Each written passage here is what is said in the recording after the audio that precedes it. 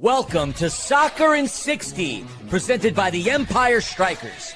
Get ready for your weekly look at all the pro soccer teams in Greater Los Angeles. We've got all the news and analysis you need, from LAFC and the LA Galaxy to the Empire Strykers, Angel City FC, and Orange County Soccer Club. Now, buckle up and enjoy Soccer in 60. Welcome indeed to the fastest-paced soccer show in SoCal. This is Soccer in 60, brought to you by SAC Health System, covering all the week's news, highlights, and more from LAFC, the Galaxy, Angel City, Orange County Soccer Club, and of course, the Major Arena Soccer League's very own Empire Strykers. Hello and welcome. I'm your host, J.R. Liebert, affectionately known as The Scarf, here with my man with the plan, Timmy Kolotz. Timmy, welcome back to another episode of Soccer in 60. I couldn't be happier to be with you, Scarfy man. Great to be here. Great to have you back. Don't forget, subscribe to the podcast on all your podcasting platforms, and make sure you subscribe to Soccer in 60 on YouTube. We've got a couple of fantastic interviews this episode. Kevin Baxter of the Los Angeles Times and Robert Palmer, the two-time MASL Defensive Player of the Year for your Empire Strykers, are our two interviews. It was a rough two-match stretch for the Strykers, but two more joined the fold for Orange County Soccer Club. LAFC will watch their talisman play in the AFCON, while both MLS sides select players in the Super Draft. Angel City may have said goodbye to another defender, but we say hello to our good friends over at Omnitrans. In partnership with the Empire Strykers, experience the thrill of game day with Omnitrans. Be in the heart of the action at Toyota Arena and let Omnitrans take care of the ride. Simply download the Transit app to catch your bus and enjoy a stress-free trip to cheer on the Strykers. Don't miss out on all the excitement and make every moment count at Toyota Arena. Ride with Omnitrans to your next Empire Strykers match. We've got a couple of minutes to talk Angel City, Timmy, and it was another episode of Soccer in 60 and another departure from Angel City. This time, Sarah Dorson, the defender, returns back to Eintracht Frankfurt Frauen, the defender who started 7 of 8 matches played after coming over from Eintracht Frankfurt, returns there after the short spell. She played the full 90 in 5 matches and 89 minutes in another. You'd have to think, Tim, that Coach Alex Straus knew exactly who he was getting with all of his time over at Bayern. So it's interesting that he wouldn't want to keep Sarah Dorson in the fold. Yeah, with as much playing time as she got, you know that Coach Straus wanted her, knew what her track record was at Eintracht, knew that she was going to be great for the club.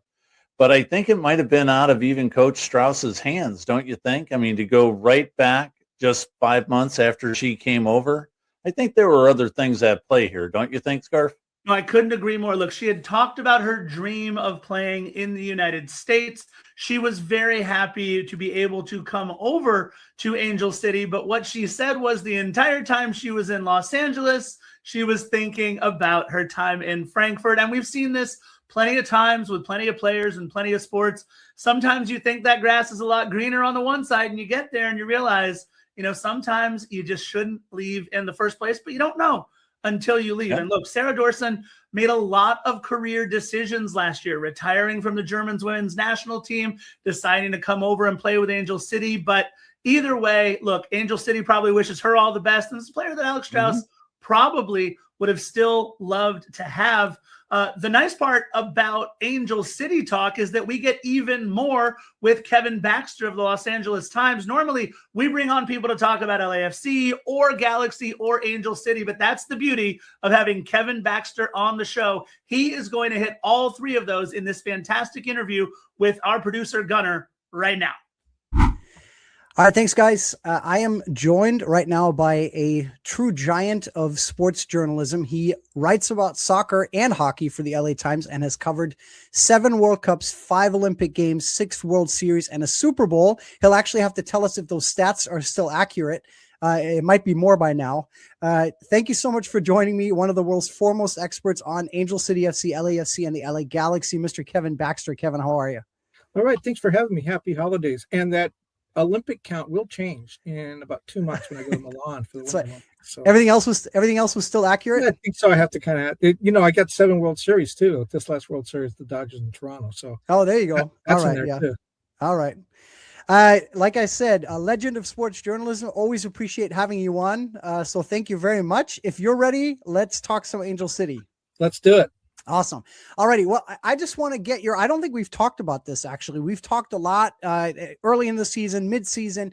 I don't think I've gotten your take on Alex Straus so far. He comes in mid-season.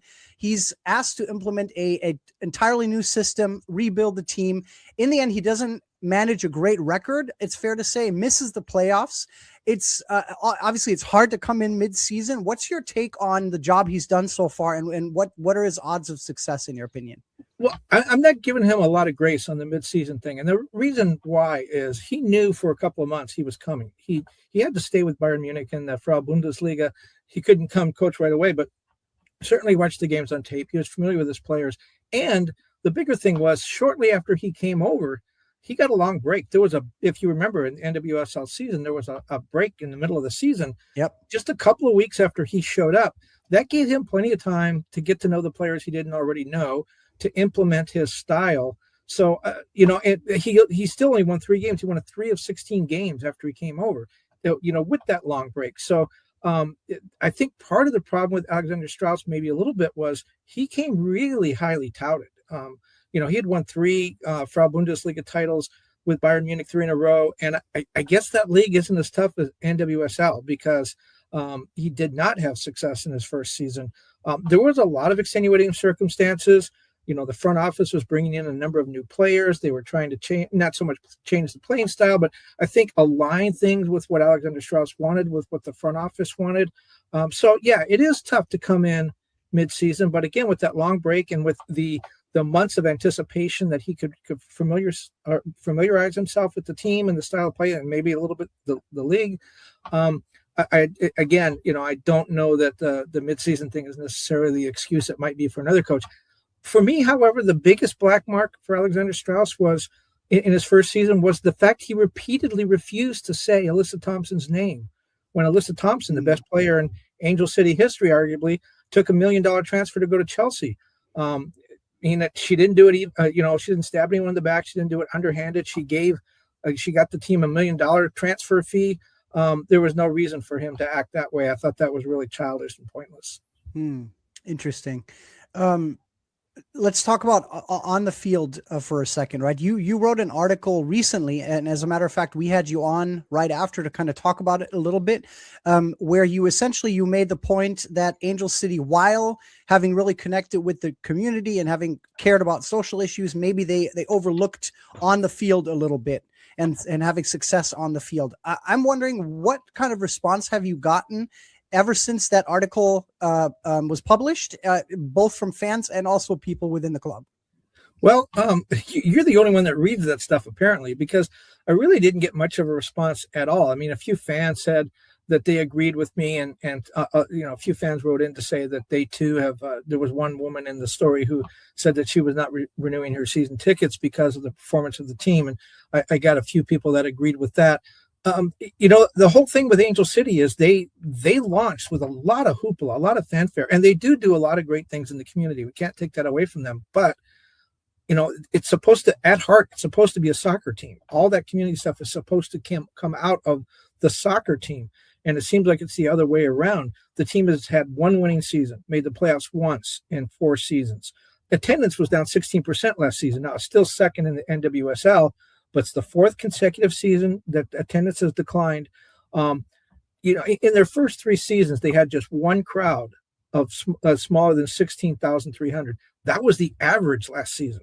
So clearly the bloom is off the rose. I talked to one owner, I think we might have mentioned this earlier. I talked to one owner who said, in their ownership group with all these Hollywood A-list celebrities and stuff, I talked to one owner and they said, if you ask 8 out of every 10 fans coming out of the stadium what the score was or who won, they wouldn't know. They've come here for the celebration. And this person said, we're turning the corner now. This has to be a soccer team that wins and is exciting and produces on the field. The newness is gone. The fact that Jennifer, Eva Longoria owns part of the team. All that stuff is gone now. We move beyond that. We need to start winning on the field, and they're not doing that. The front office now with Mark Parsons, Mark Wilson, Matt Wade, they have a philosophy. They have a direction. They know what they want. Next season, I think, is going to be a big one for NWSL, for Angel City, because they have the coach they want now, 4th coach in 4 seasons. They have the general manager with a vision, a guy like Mark Parsons, a lot of success in NWSL. They need to start putting it together. His vision is a long-term vision. He said it could take 3 seasons. He doesn't have 3 seasons. If they don't produce and start winning next season, I'm not saying they got to win the NWSL Cup, but I think they have to make a real run for the playoffs, make the playoffs, have a winning season. They need to produce. They need to show they're headed in the right direction. Otherwise, I don't know that he gets 3 seasons. Mm-hmm. Before I ask you my next question, I apologize to everybody for almost choking on my last question. I just told Kevin before the interview I'm coming off a cold, so I'm glad I got that question out. But let's talk player personnel for a second, right? We had several players during the season that left who were part of the old regime or old regimes, plural. Let's say Alana Kennedy, Katie Zellum, M.A. Vignola, right? The same true of off-season departures, Megan Reed, Miyabi Mariah, Madison Hammond. But now you have Sarah Dorson depart, right? She's already back in Germany after joining late in the season. She seemed like an Alex Straus acquisition. And supposedly the whole point of him taking over in the summer was that he had more time to get a head start on rebuilding the team. Now a player he brought in has already left. What's your take on the current roster and the fact that we've seen a lot more departures than signings so far? Well, in the first 9 months of last season, they made 29 transactions, players going, players coming. One of the things people talked about is, hey, they're not doing much in the off season. They're not doing much, in the lead up to training camp. Well, they did a lot of their heavy lifting in the summer. That was part of Mark Parsons and Alexander Straus coming in saying, these are the players we wanted. And I actually talked to Mark Parsons about that. And he said, these were the players they wanted. They were available then in August. Let's go get them then. Why wait? Get them in here, get them accustomed to our training camp, get them accustomed to the way things are going to happen here, and make sure they're comfortable. And we're finding out maybe some players aren't comfortable. I think in the case of the Katie Zellum and some of the other European players, they came over here. And the same thing in MLS, with Steven Gerrard when he came over with the Galaxy. They just weren't comfortable here. And it wasn't the league or the teams or the salaries or anything. It's just they were too far from home. And I think you're seeing that with some of the NWSL players. But you did mention, the turnover. Ali Riley and Christian Press are gone. That leaves a huge leadership void. Not so much for what they did on the field last season because they combined for 2 starts, but what they bring in the locker room. They brought in people like Evelyn Shores and Hina Sugita. Those are players that Parsons are very high on. I think that the number of changes this club has made, again, 29 changes in the first transactions in the first 9 months, and then they continued that in the offseason. That's really high for the 4th year, but I think it just shows that when you go through 3 general managers and 4 coaches, there's no consistency. Every time a new general manager comes in, they're going to change the style of play and what they want. So Angel City is still looking for that foundation, and maybe they'll find it this year. But there are a lot of questions, and I think what you have with some of those other players, the players that you mentioned that have left, again, in addition to the homesickness and maybe some of the other factors, is they just didn't fit. There were a lot of square pegs trying to be forced into round holes, and a lot of these players just didn't play with one another very well. Nothing against the women; it's just that they didn't fit the system. And they didn't have the chemistry on the field that they needed. And that's what I think Mark Parsons is looking for. Mm-hmm. Let's move on. I could talk Angel City. I could talk an hour about every team, each team with you every day. Let's move on to LA Galaxy, right? Let's make sure we give everybody some time. I want to start with a big question for the Galaxy. We've talked a lot about ice raids. The Galaxy doesn't respond to them. Fans stop showing up to the games. There's some fan protests, right? All that stuff. Now it's announced that the Galaxy has won and I want to make sure I get the name of it right. It's the Community Impact, the MLS Community Impact Award. So I wanted to ask you, how do you square those 2 things? Well, I don't, and I don't try to, but I will say that a lot of these MLS club awards, we MVP, that landed down at MVP, Coach of the Year, General Manager of the Year, all those are fine. Other leagues have those. Those people need to be recognized. That's what we see. It's front facing. You see that when you go to the stadium. What is the Community Impact Award? I'm not even sure, but a lot of these MLS awards are really for internal recognition. They're for, patting each other on the back in the office. They should never really be publicized. And it seems like if you look at the number of awards they gave out, it seemed like every team got something. It was like I don't know, they felt like participation trophies, or like the FIFA Peace Prize. It's not really something meaningful. It's just a little tchotchke that they give out. I'm not really sure what the Galaxy got that for, but if it's really for the way they act with the community and their fans, I'm not sure that they deserved it. And you mentioned that the Galaxy were the only soccer team in LA not to make a statement of support for their fans and the community during the ice raids. Angel City came out immediately. They had a great campaign, LAFC right behind them. None of the other professional teams did, so we shouldn't hammer the Galaxy too much. They were the only soccer team that didn't do it, but none of the hockey teams did it. None of the baseball teams did it. None of the football teams did it. Right. But in addition to that, when you look at what the Galaxy did when they had the ring night and they didn't have enough rings for all the fans that bought tickets for ring night, they almost had a riot. I mean, you got to go back to 2023. Remember, there was a fan boycott of the team. Yep. Then the next year, 2024, they win the MLS Cup. And I think that sort of disguised some of the tension that still existed between the team and their fans. That came back last year when the team, again, was unsuccessful on the field, had a terrible season. They had, some of these other incidents like ring night and other things. The Galaxy, of the three soccer teams in LA, LAFC, Angel City, and the Galaxy have the lowest season ticket base, which is strange because they're the oldest team. They've raised prices the last 2 years at least. So 2 straight years they've raised prices. Last year, the worst season statistically in franchise history, they raised prices, for season tickets. So that's not the way to say thank you, fans, for hanging in there during the thin times. And I'm not sure what the Community Service Award is for, but there's a lot of tension, I think, between the fans and the team. And I don't think it's going to go away, even if there's another winning season. I think there has to be a fundamental recognition of what the fans and supporters mean to the team and the desire to mend fences. I think that whole thing with the ice raids really hurt the team in a lot of ways. I think the fans took that personally. And I'm not sure that you can put that toothpaste back in the tube at this point. I think there has to be a concerted effort to actually kind of wine and dine the fans a little bit. Mm-hmm. Let's shift away from off the field. Let's shift to on the field. The Galaxy, there was a lot of talk about the Galaxy needing an upgrade in the center back position, right? Now they bring in three-time MLS All-Star Jakob Glesnes from the Union from Philly. Former LA Galaxy goalkeeper coach Daniel Gonzalez last week called Glesnes the best defender in MLS.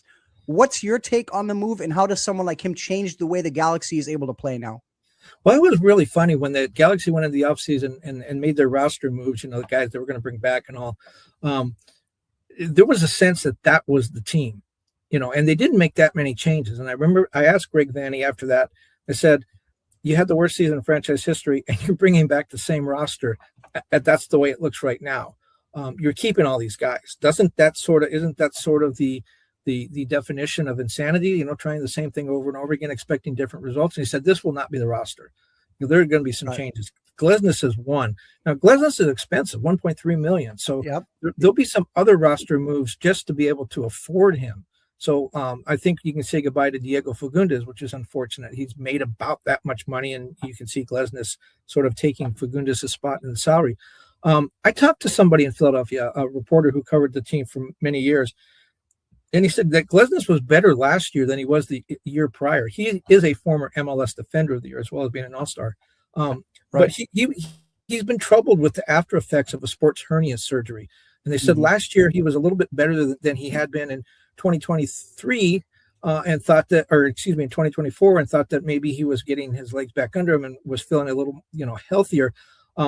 But this guy said, I'm really not convinced that's going to last. He likes to get upfield a lot, but the Union had to go sprinting back to a lot to defend him, defend his spot that he left open. And it didn't always work. He thinks that this will work better in the Galaxy system. The Galaxy do like to push their center backs up quite a bit upfield. So he kind of fits the Galaxy style, but he is going to be 32 this season, which isn't really old for a center back. He does take a lot of money, so there's going to be additional moves. And you look right now, the Galaxy appear flush with center backs, but there's a real good chance that Yoshida will go back to Japan. He's apparently been talking about going back to Japan. And Zonka may not be back. He might be the guy that the Galaxy actually would sort of prefer not to have back if they had to pick one. So the Galaxy, the depth at center back may not be there when training camp opens. They could lose as many as 2 of the center backs they had last year. So we'll see where these go. I do think that Glesnes has the potential to be a really good player, but given the sports hernia surgery and the cost, I think it's a little bit of a gamble. Right. And I will say at 32, he's still 5 years younger than a Maya Yoshida, for example. But be that as it may, while we're talking personnel, let's also take a look at the number 9 position, right? That's the other big one that everybody talked about.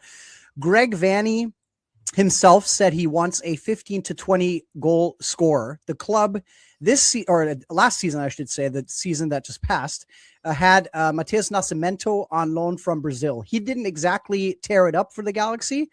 From what you saw, do you feel like Nascimento could develop into the guy they're looking for? And if not, what are your thoughts on a Joseph Martinez signing, for example? Well, yeah, I don't know that Nascimento. I think they did get enough of a look. He was injured early in the season, took a while to sort of get up to speed. Late in the season, I don't think the Galaxy saw what they wanted to see from him. I'm not sure that he'll be back. They did re-sign Christian Ramirez. Apparently that was kind of a handshake deal when they brought him over. So it surprised some fans, but apparently the front office knew about it all along. I am told the front office is extremely active, that they're turning over every rock and really looking wide and far to fill their needs. And the number 9 is one. Christian Ramirez, Greg Vanney's already been critical of him, saying he's not mobile enough. He doesn't move around enough. We need a guy who's mobile. And so Greg Vanney's already tipped his hand. He's not the answer. Greg has talked about getting 1, maybe 2 guys in there. They did have a 15, 20 goal scorer the year they won the MLS Cup, and they traded him away. So they need to replace that spot. And again, Greg Vanney's talked about 1, maybe 2 guys. Joseph Martinez is one guy who's out there. I'm not sure I really like Joseph Martinez, and here's why. He's going to be 33 this season. He made $1.45 million last season. If you can afford that, bring back Diego Fagundes, because he's more valuable. But the big thing with Martinez is, as much as he produces on the field, and he's produced on the field, he's a valuable piece. But look how much he keeps moving around, how teams are not committed to him. To me, that says that he's a bad guy in the dressing room. And I don't know this. I'm just, from the outside, seeing a guy like that move around a lot. I wonder if he's the kind of guy the Galaxy want in their dressing room. They have a really good dressing room right now. Fagundes was a big part of that. Maya Yoshida was a big part of that. Ricky Puig coming back will be a big part of that. I don't think they need a guy in to sort of stir that pot a little bit. So I would be a little apprehensive. There's another guy that the Galaxy have been tied to, and I'm not sure how good these rumors are, but they appear to be gathering a lot of steam, and that's midfielder Sebastian Cordoba, who is leaving Tigres. Now, Tigres just announced yesterday that they're moving on. I think he would be, even as a midfielder, he's an attacking midfielder, I think he would be a little bit better of a fit. He wouldn't answer that number 9 thing, but I think he would fit in the locker room and maybe the team concept a little better than Joseph Martinez. Interesting. You'd think that Greg Vanney is well connected enough to do his homework on right personality in the locker room and on all that stuff. So hopefully he gets that one right. Let's talk LAFC. Let's quickly, before we look ahead, let's quickly look at the 2025 season for a minute. And I don't think you and I have talked since the Galaxy exited the playoffs at Vancouver. When Keith Costigan was on prior to that playoff exit on the show here on Soccer in 60, he told us that because of a disappointing Champions Cup, a disappointing Leagues Cup, a disappointing Club World Cup, lifting MLS Cup was likely being considered a must to salvage the season. Now I'm going to put you on the spot, and I put Dax McCarty on the spot last week on this, or 2 weeks ago, I should say. Was 2025 a failure for LAFC? No, and I keep hearing this, and oh my God, I'm from exactly the opposite position on this. This is the most ridiculous thing I've heard of. When I was at the Mark Dos Santos press event, when Mark Dos Santos was officially introduced, I was talking to John Thornton, and an LAFC fan who has a podcast came up and said, Mark Dos Santos is part of the same coaching staff that didn't bring a trophy this year. How do you think you're going to be successful with him there? And it's like, whoa, wait a minute. And I think John Thornton was taken back a little bit. Over the last since LAFC came in the league, I believe they've won more trophies than any team in MLS. Certainly over the last 4 seasons, the Cherundolo era, they did win U.S. Open Cup, Supporter Shield, MLS Cup. They made it to the Club World Cup. No, very few teams in MLS did that. I mean, come on, they played Chelsea. It's a huge step in the class. Yes, they did not win the World Cup. Yes, they went out in group play. Yes, they finished last in their group. But they played in the Club World Cup, and they had to beat Club America in the playoff to do that. So, they're back in the CONCACAF Champions Cup for a second straight season. They did not lose in the playoffs. Let's forget they played Vancouver. They lost on penalty kicks. They didn't lose a game in the playoffs. They had another 60-point season, another 17-win MLS season. They had the second leading scorer in the league in Denny Bouanga. They had the most impactful, exciting addition in Son. I just don't get all the gnashing of teeth on the part of LAFC fans. I know they didn't win a cup. It's the first time in several seasons, by the way. They haven't lifted a cup, but they did get to the end of the playoffs. They did get to the Club World Cup. They did play really well in Leagues Cup. MLS is set up as a league for you not to have success over a number of seasons. Right. LAFC has had one losing season. We just talked about Angel City, one winning season in 4 years. LAFC's had one losing season in 8 seasons. I think the fans should spend a little more time looking at how successful this franchise has been. Most wins in MLS since they came in the league in 8 years. Most wins, most points, most goals, most trophies the last 4 years. It's hard to be much better than that. Yes, they didn't lift a cup last year, but MLS is set up to do that. And now they're coming back reloaded with a really good roster, and they're going to be competitive again. I really think all you can really ask for a team to do is be competitive. When you get to the playoffs, it really is a roll of the dice. Again, LAFC didn't lose. They lost on penalty kicks. Were they the better team? Maybe. They lost on penalty kicks. I mean, this is not exactly the 62 Mets. I mean, it's a pretty good team. Yeah, I'm 100% with you. I feel like sometimes people have to remember that MLS is not La Liga, right? Where there's two super clubs and everybody else has no shot at winning the trophy. It's parity all around in MLS. So I agree with you 100%. You mentioned both names that have been relevant or very relevant in the past 2 months or so since the season ended. Steve Cherundolo has left. Then the club announced, you touched on it, Mark Dos Santos, which is a decision in favor of consistency, not a big, huge name that people wanted that you'd have to drop even more money on. Cherundolo was a bit of a polarizing figure. You mentioned that. What's your take? I mean, obviously, I can deduce from your last answer what your answer is going to be now, but go a little bit more in depth on Dos Santos, what he brings to LAFC. Oh, I think I'm going to surprise you with this answer. When Bob Bradley stepped down, I immediately wrote that Steve Cherundolo would probably get the job. And the reason I said that, or I thought that, was that Steve Cherundolo had come from Germany to take over the Las Vegas Lights, which was the USL Championship affiliate at that time. Had a terrible season.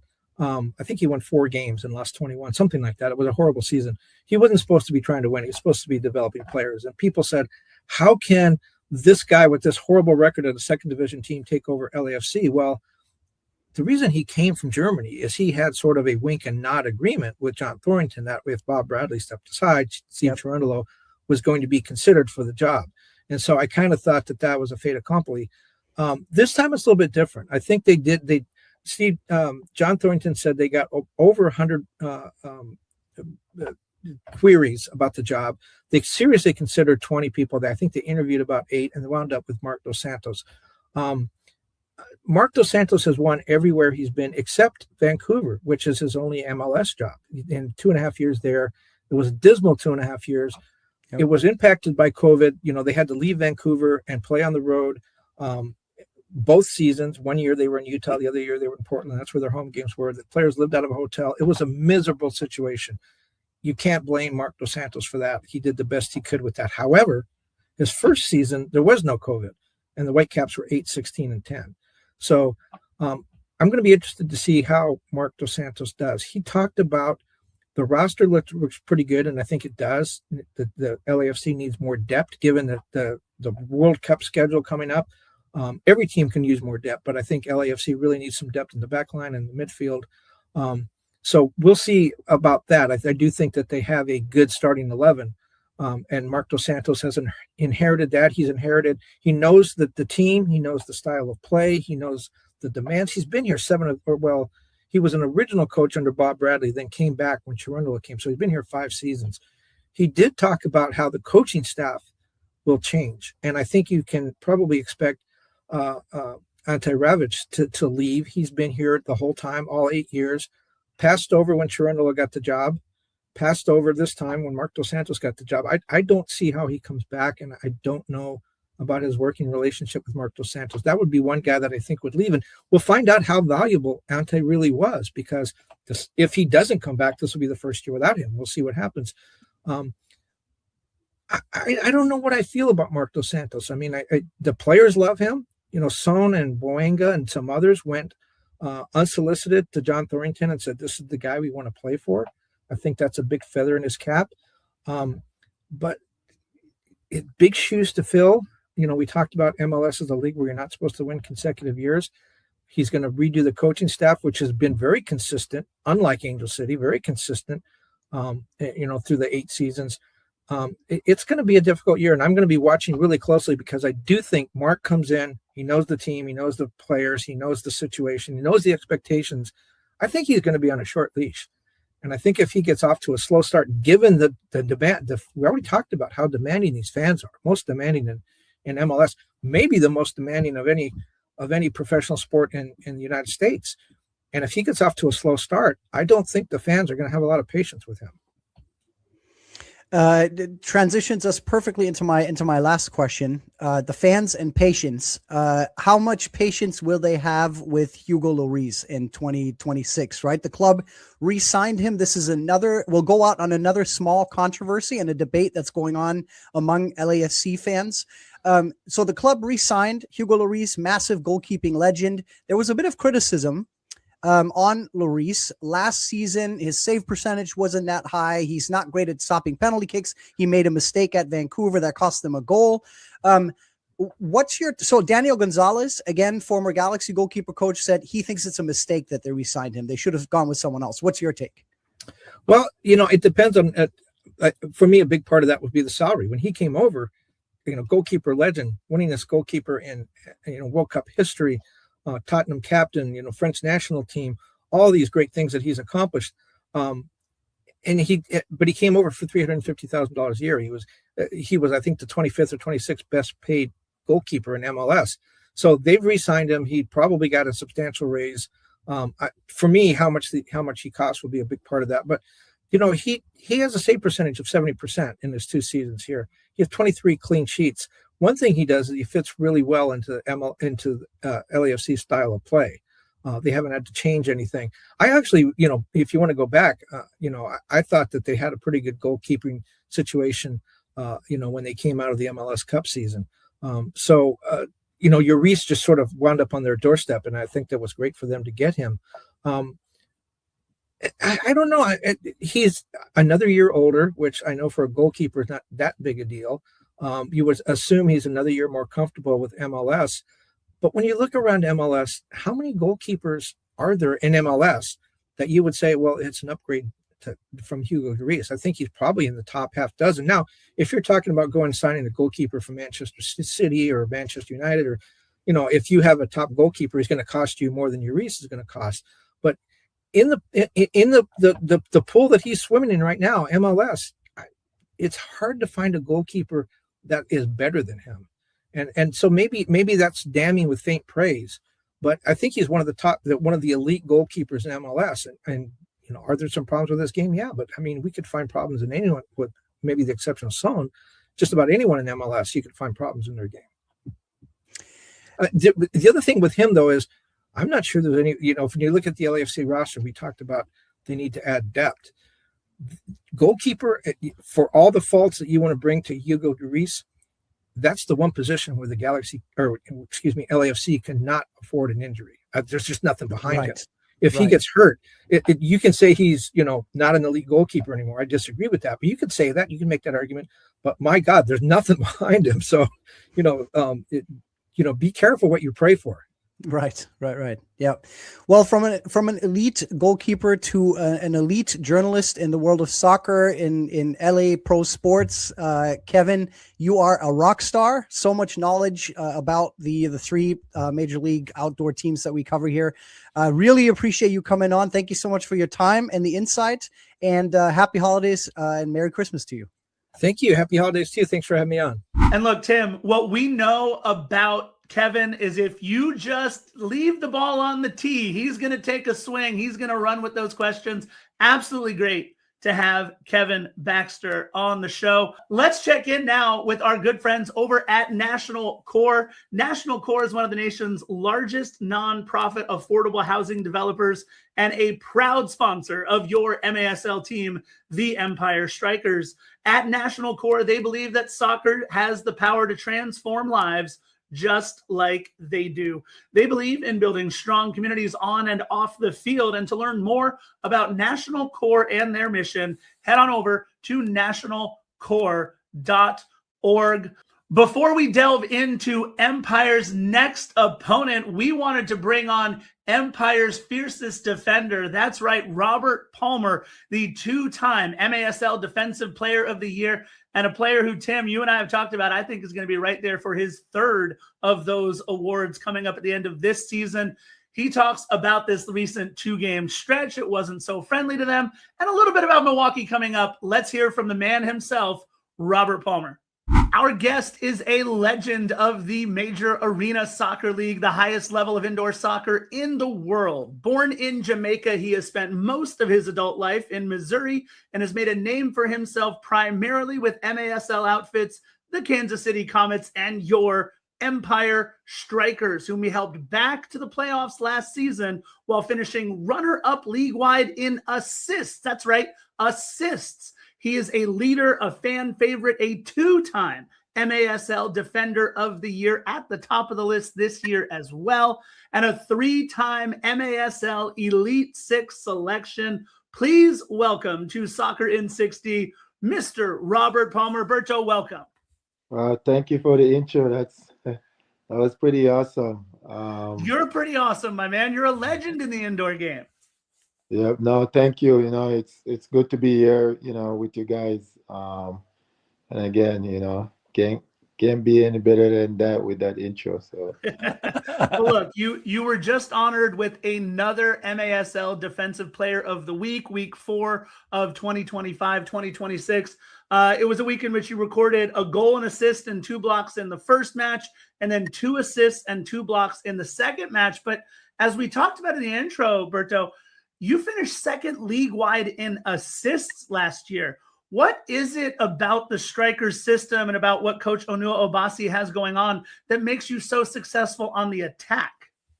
I think I'm playing with the goalie up. Someone is open, and I kind of towards the middle to the end of the season start finding that forward pass. Especially with the targets or people being open, and then just having the responsibility of being on the ball as well and being in the special team. So, I think those two components help a lot. Just the run of play, playing with the goalie up, and just someone is open and just finding the open person to hopefully they can score, right? So, if they score, then it counts as an assist. But end of the day, just try to do what the team is needed. If they need, I know assist is there, but if they need a goal, I try to chip in and go. But my primary thing is defense. Now, Berto, we have to talk about what's been a slightly underwhelming to the start of the campaign for the Strikers. Ever since a massive and rare win away at San Diego, one of your big rivals, you guys have lost 3 straight. The common theme has been struggling on the attack early and falling behind by 2-3 goals, and then coming alive late and just running out of time. What's your take on why that's been happening? The first game is always like that in the league. Is just kind of see where every team is at, and sometimes there's always some surprise that happen in the first game, whether it's a close game, blowout, or maybe a lot of people didn't expect us to kind of pip that one over San Diego. It has been the first game, especially how the record have shown over the years with kind of a landslide for them towards them, with us. And then we're still playing the same way, but we have a lot of new players, so you kind of have to go back into that, of the basics of what we did last year. So it will take time, and I think soon as we unlock all the attacking parts, we should be because the games are close. In mind, it's not a high scoring game either. For us, you look at the games; they're very close. So it will take time, but we're not far off. And all the games, even the ones that we've lost, where when we've decided to put the step on the pedal a little bit towards the end, we just, as you said, we run out of time. So that just show you, if we kind of put that performance every quarter, then we should be in good shape rather than waiting till the last 7 minutes, not even the last quarter, but kind of the last part of the game to kind of push rather than do it from the get-go. Yeah, Berto, let's talk about this recent 2-game slide, 2 losses in 2 days. And the first one, a bit of a surprise to the St. Louis Ambush, who Empire had never lost to before in their history. You guys are up 2-1. And then just like that, it's 5-4, right? I think you guys are down 4 goals in succession, 2 defenders scoring those 2 goals. How did that play out from your perspective? And why do you guys think you came up just short against the Ambush? Yeah, since being here and just, going with the history, I've never lost to, St. Louis before with both Ontario or, Empire.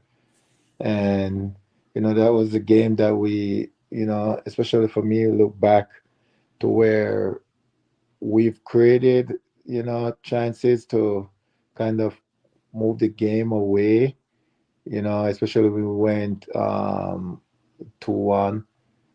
but we kind of just let them back in, and and playing indoor for such a long time, a team hang around, there's a chance, right? And compared to where they realize, okay, the game is over, and just kind of like throwing the towel and just finish it out, just get it over with. They realize that, okay, we can actually win this game, actually can get a result. And again, you've seen the late push from us and trying to get late goals, and it just towards the end again, fell short. Yeah, let's jump up to the Tacoma game. People need to understand that you guys had to fly to Washington State and play less than 24 hours after the St. Louis game, which is never easy. Despite that, it was a battle that could have gone either way. So what's your analysis of the Tacoma game, and what role did tired legs and tired minds play in that defeat against a well-rested Stars team? Once the schedule, came out, I think, going through it, every team going to go through this kind of travel. I think a week ago or so, Casey did it play in Milwaukee, then travel to Utica the next day and play. So, it's for me, I look at it where, not so much tired legs, but more mental, so which, kind of share with the guys, like, let's not, find excuse right away that the result not going to go our way, rather than we're here to get a result. And I've been a part of teams where, the one that you kind of expect to not get result, you get result. And also teams that I've played, because that team I've played the night before, and you feel like, oh, they're tired, and they came in and get the result. So, so it's both ways, right? Because Tacoma can look at it, oh, mentally, oh, we're rested, we should be flying, so much energy, and can, use up a lot of energy, and not realizing that we could still win the game. So, it goes both ways with the mental aspect. And, as we're prepared, that this is how it's going to be. The travel is going to be like this. It's going to be early in the morning. We're going to get there and just ready to go. And it's kind of go with preparation, right? You practice certain way and go about kind of how you go into the game. So maybe for the younger players who've never done this, maybe it's something new, but for me, I was, ready right after the game, try to get home, eat, wake up, stretch, before getting on just little things that help me, that I've used over the years, and, hopefully the traveling won't be like this anymore. So but if it's like that, no, we know, right, that we have to be mentally ready. Yeah, I like that. I like the way you're breaking that down a little bit. Get home, eat, go to sleep, wake up, stretch, and keep going. So, hey, let's take a look ahead. You guys take on a very good Milwaukee Waves team on the road on December 31st, and I'm sure you'll be desperate to avoid dropping to 1-4 on the season. First of all, let me ask you how you feel about playing a competitive soccer game on New Year's Eve in Wisconsin. And then also, what do you have planned for after the final whistle? And I don't know, maybe how much of that depends on the result of that game. I was sharing with the guys that when I was in Kansas City, we used to play that game every year, the New Year's Eve game. And we always try to, make joke that, hey, let's not go to overtime so we can, because we would fly back that same night to spend time with our families and stuff. So we always joke that, it was a thing with our coach back then, with like, let's not go to overtime, because we're going to miss our flight, because it's, so right after the game, we were out just like that. So I've played this game many times up in Milwaukee. The New Year's Eve, it's a traditional thing for them, New Year's Eve game. And then it just depends on the result, right? So if the result is where you kind of like in the moment of enjoying it, rather than where if the result doesn't go what, according to what I wanted or we wanted, you're kind of like, you want to be around your family rather than, not say you don't like your teammates, but, just to get away from soccer, if that makes sense. But the result goes the way we're hoping for and, should go, we get that win. I think the celebration, should be good. So I'm going to the new year. Well, Berto, it has been an absolute pleasure for us here on Soccer in 60 to sit with you, the two-time MASL Defensive Player of the Year. And I'm calling it right here. I know it's early in the season. He's going to be the three-time MASL Defensive Player of the Year when this season is over. Robert Palmer from your Empire Strykers, thank you so much for joining us here on Soccer in 60, and good luck in Milwaukee. No, thank you for having me, guys. It was a pleasure. So great to have a legend of the indoor game, Tim, like Berto Palmer on the show, Soccer in 60. So happy that he was able to join us. Look, we got to a lot of different things there with Berto, but what we didn't talk about is this upcoming match against Milwaukee and how formidable they've been. The opposite record of the Empire Strykers, 3-1 to the Empire Strykers, 1-3 wins versus San Diego, Kansas City, and Baltimore. And their offense right now, Tim, is clicking on all cylinders. Yeah, and Berto touched on this about being a little slow out of the gate. And if they're slow out of the gate against Milwaukee on New Year's Eve, it's going to be 5-6-0 before they start shining up that disco ball for it to drop down at the middle of the arena. I think this is a game that Empire really has to come out running and gunning from the get-go.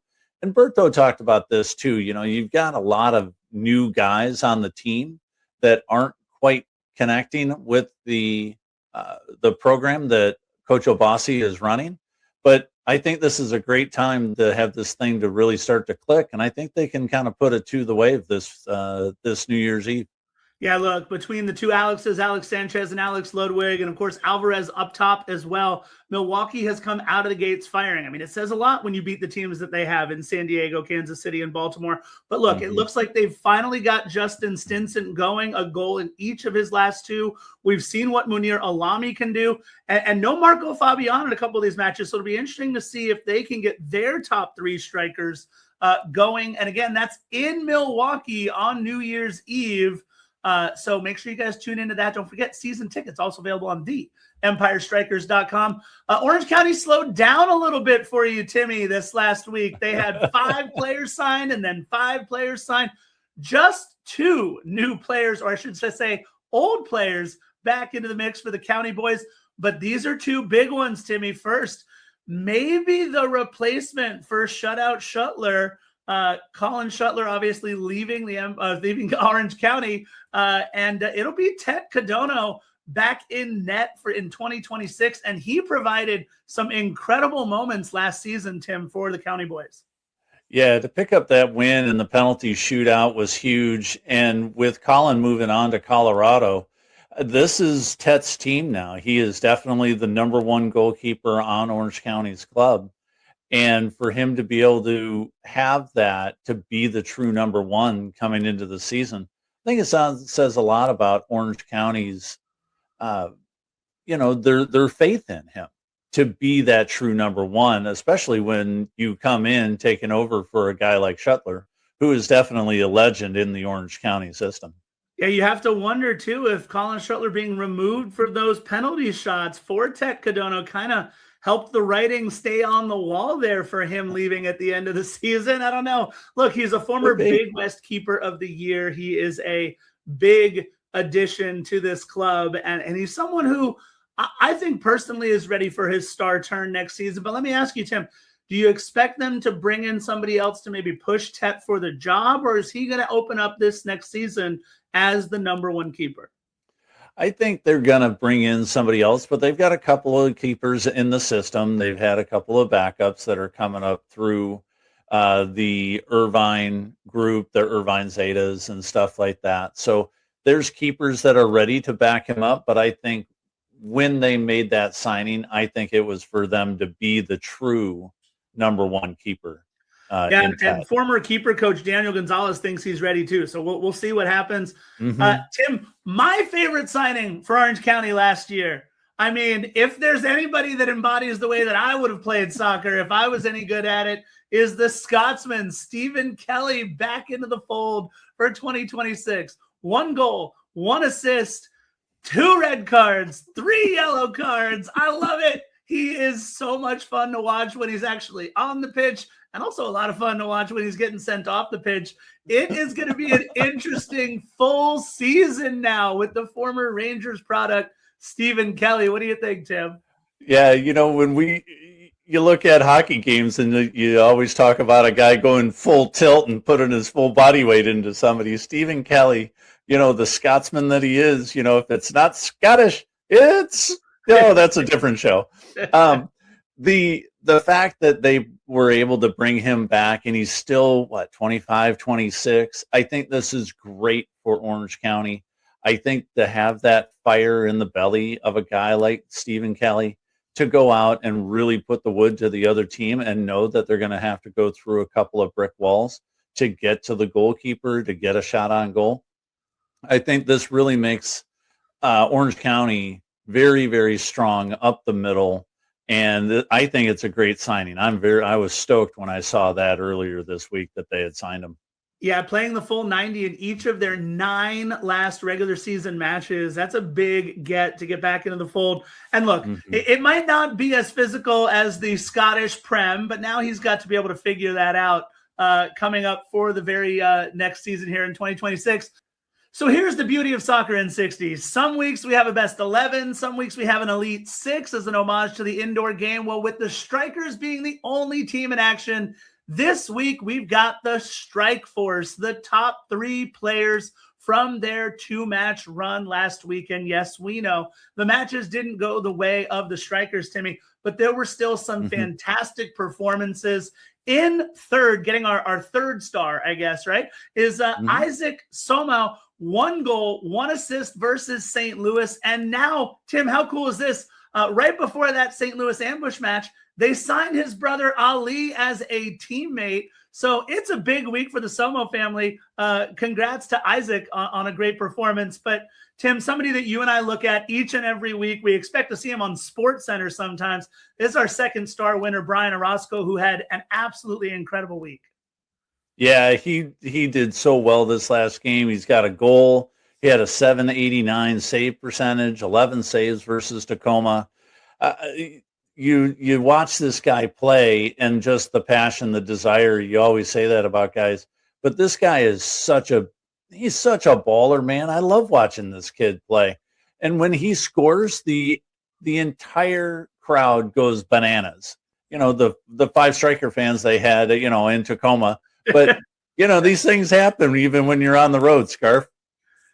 Listen, we talk about Robert Palmer being one of the best offensive defenders in the league. We've got the best offensive keeper in the league in Brian Orozco as well. He is a special, special one between the pipes. But look, all the Friends episodes call themselves the one with this, the one with that. This is the Soccer in 60 episode that we'll call the one with Robert Palmer, because getting our first star of the week here on the Strike Force is indeed Robert Palmer. 1 goal, 1 assist, and 2 blocks versus St. Louis, and then follows that up with 2 assists and 2 blocks in the match against Tacoma. We talked with him in the interview. You and I have talked about Berto Palmer time and time again, but I just want to remind everybody that playing at Toyota Arena, if you go to theempirestrykers.com, and that's strikers with a Y, you can get tickets to see the 2-time MASL Defender of the Year in Robert Palmer. Don't forget gold medalist Marco Fabian, Super Strikers Justin Stinson, and Munir Alami. It is an incredible experience out there at Toyota Arena. And Timmy, this has been an incredible experience once again, doing Soccer in 60 with you, my friend. For all of you out there, we are recording this on December 22nd, but we want to make sure, December 23rd, but we want to make sure that you guys all have a very happy holidays from us at Soccer in 60. This is, once again, Soccer in 60, brought to you by SAC Health System. Happy holidays.